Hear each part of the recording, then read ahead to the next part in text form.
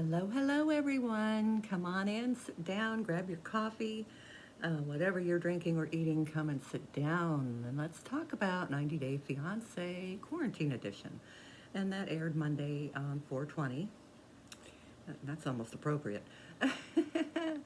Anyway, very interesting show. We had a lot of our couples from, well, a few of them from last season's uh, coming back to tell us, how they're handling quarantining.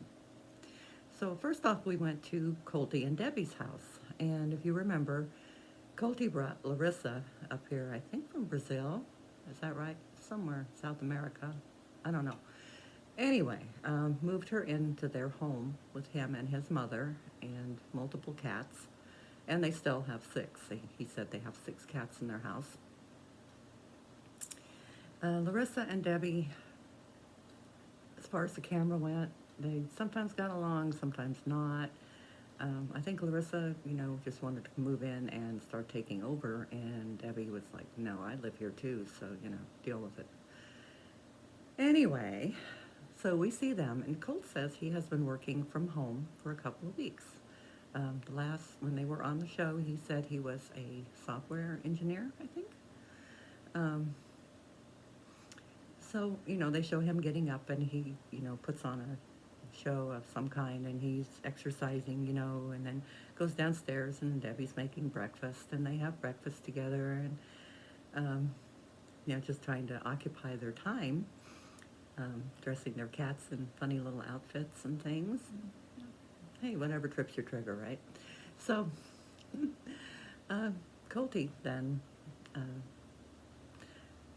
was saying, how he's glad to have his mother, and, he really cares for her, and she's elderly, and, he doesn't want anything to happen to her. Well, while he's telling us all this, he gets a call, and he finds out that he no longer has a job. Now, I don't know if this is what he was doing before or if this is something different. I don't know. But he was programming the slot machines, so he was the one who decided when they pay out. And, of course, Vegas is shut down and the casinos are closed. So I am not understanding if this is a permanent thing, it's fired, or if he's just out of work for now until the casinos open up, okay? So, but he's very upset, and he goes back down and he breaks the news to Debbie, and, she has a really great attitude about the whole thing. She says, we'll get through it. People go through stuff all the time. It's not the worst thing. We'll be okay. Worrying doesn't help. And, to ease their sorrow, they decide to have a few drinks, and hey, good for them,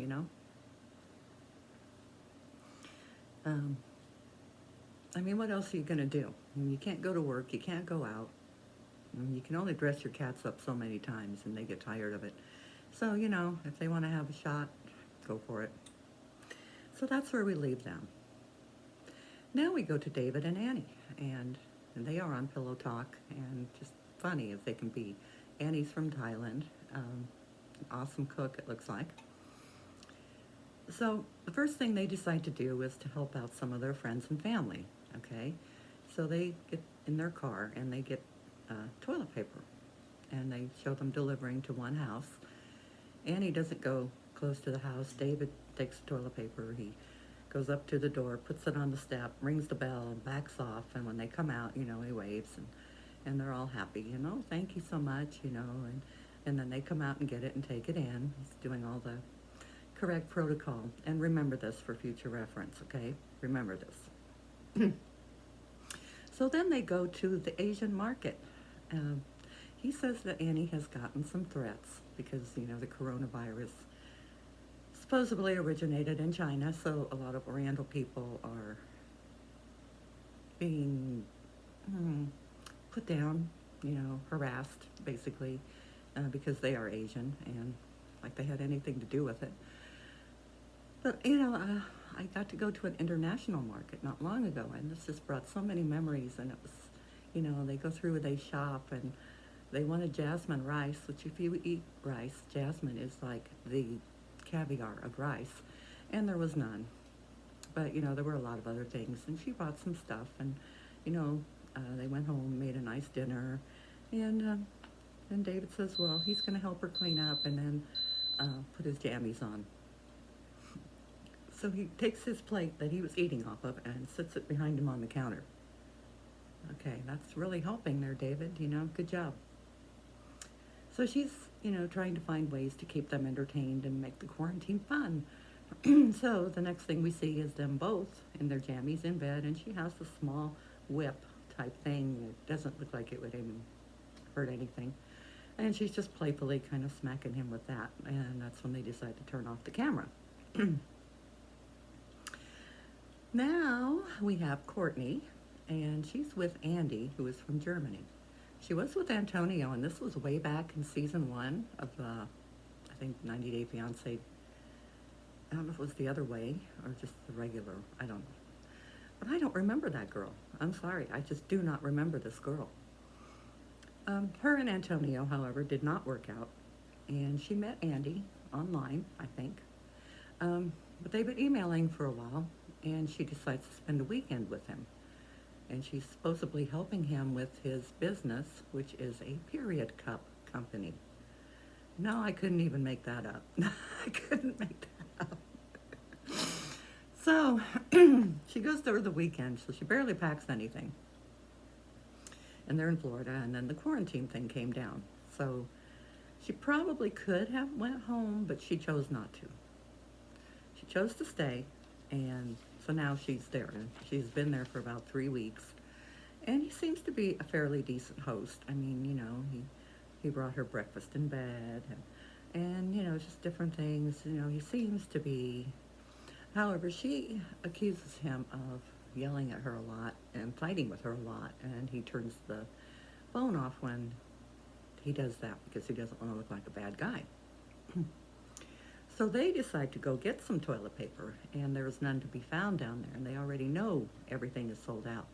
But he calls one of his friends, and his friend happens to have been hoarding some, and so they meet in a parking lot, and they park like, 15 feet away from each other. I mean, this looks more like a drug deal than a toilet paper deal, okay? And, he gets out, and his friend gets out, and his friend just kind of tosses it to him, and he catches it, and away he goes. Now, here's my question. And I don't know, comment, let me know what you think on this. You're getting an item, and this goes back to David and Annie too, and their toilet paper delivery. They're taking an item from their home. They touched this item. They put this item in their car and take it somewhere else. Even if you're 6 feet away, aren't your germs still on the package? I mean, I would think. So you pass these germs then to your friend, right? I mean, isn't that kind of how it works? And, people go in the grocery store and they touch things. A lot of people, apparently are contagious before they even know they have it. So if they go in and they pick up, a can of chili beans, okay, they touch it and think, oh no, this isn't the one I want. They put it back, grab something else. So somebody else comes and buys it. I mean, that seems to me how the germ would be passed is through objects. But I'm not a doctor, so I will just shut up on that one. So anyway, Courtney, he questions her a lot about meeting her family and having a relationship, and she finally admits, that she doesn't want to leave on bad terms. She wants to see where they can go, but she doesn't seem really happy with him. I don't know if this is really going to go anywhere. Maybe they're going to go on the show later on. I don't know. So then you remember Danielle and Muhammad. And they were from a few seasons ago too. And she was an older woman, and I think in her 50s, late 40s, 50s. And she had 4 kids that mostly were grown. And she met Muhammad, and he was, I think, in his 20s, maybe 30. Well, they didn't work out either.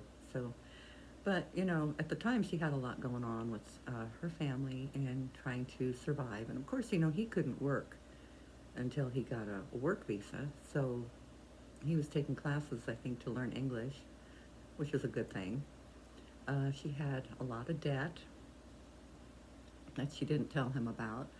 And also, I think she lost her job too while they were together. Okay, well, she's working now.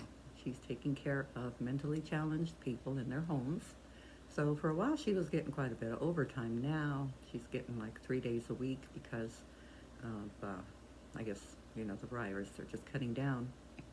And she was saying the things they have to go through, like they have to take their temperature at the door, and now they have to, wear the gloves and the mask and everything before they can go in, and so on.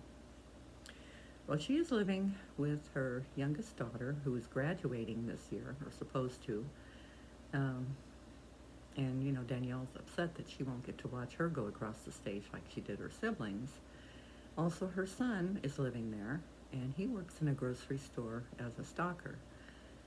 So, again, I'm saying objects and germs. His girlfriend lives there also. She is pregnant, and then Danielle's 3 grandsons, I think. She said there were 7 people living in her house. So, between all of them, I would think they could survive fairly well. She talks to a couple of her daughters who don't live at home. They live about half an hour away. One of them had 2 jobs and lost both and doesn't know how she's going to survive. So, that's basically where they are. And Danielle seems to be a lot more sensible now than what she was with Muhammad. I mean, if you remember, she was literally stalking him and, following him around and everything. And she seems to be a lot more calm. She has a purpose now, she has a job, and I think she likes her job. She has her family close by, and she's kind of admitted, that it's good to have your family there, they're always behind you, and so on. So then we go to Elizabeth and Andre. And you remember her dad was mega rich. He had a lot of properties. She worked for him as a property manager. Andre was from Moldova and came over here. He's a big guy, and he just does not want to work. He doesn't want to work for her father, even though they take money from him a lot. Or they did. I think they still do. And right now she also is suffering a loss of income, and he, of course, is still not working, even though they have a child. And their child, I think, is over a year, maybe 15 months, 18 months, somewhere in there. So they argue about money. Apparently she likes to buy stuff online, even though, times are a little bit tougher. And he's upset with her about that. And she was saying how he's home all the time, and she still is the one that cooks and cleans and bathes the baby and takes care of the baby and does everything, and she's getting a little bit, run down. So he talks to his family, and of course they also are on lockdown. They have 9 days yet to go.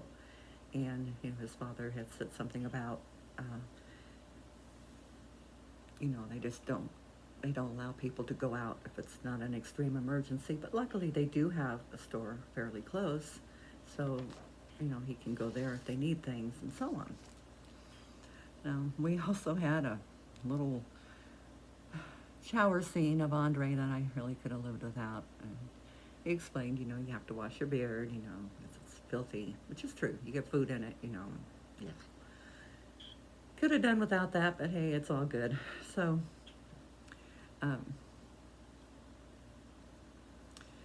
they end up taking the baby and going to the store, and he puts on his mask and everything. The store is totally empty, and a lot of aisles are bare, and she sits with the baby in the car. It's only, to get out of the house, just to be out somewhere. It's not that they were all going to go in the store or anything. He goes in to shop. The first place he hits is the alcohol aisle. And, hey, you got to do what you got to do, right? When you're stressed and you're stuck home and, you don't have a lot of money, you can't go anywhere, you can't do anything, might as well have a drink or two. It ain't going to hurt you. So then later, after his little shower scene, she's working on a puzzle, having a popsicle or something, and he's very blunt, almost to the point of rude. And he's like, "Or you want to do the puzzle, or you want to do sex?" And she's like, "Well, I guess we can do sex." I mean, she acts so enthused. I don't know. I truly don't know how they've lasted as long as they have, but I guess they see something in each other. And so that's kind of where we left off with the very first one. And they'll have more couples coming up this Monday. So I am going to try and get another Tiger King going, and also the newest series of 90 Day Fiancé. Where are they now? What are they doing now? We're going to do that one. And so just keep busy and we'll get through this, you know. In the meantime, please take time, like, share, subscribe if you wish. Remember, you can spill the tea, but don't drop the coffee. And I will see you again next time. Bye, everyone.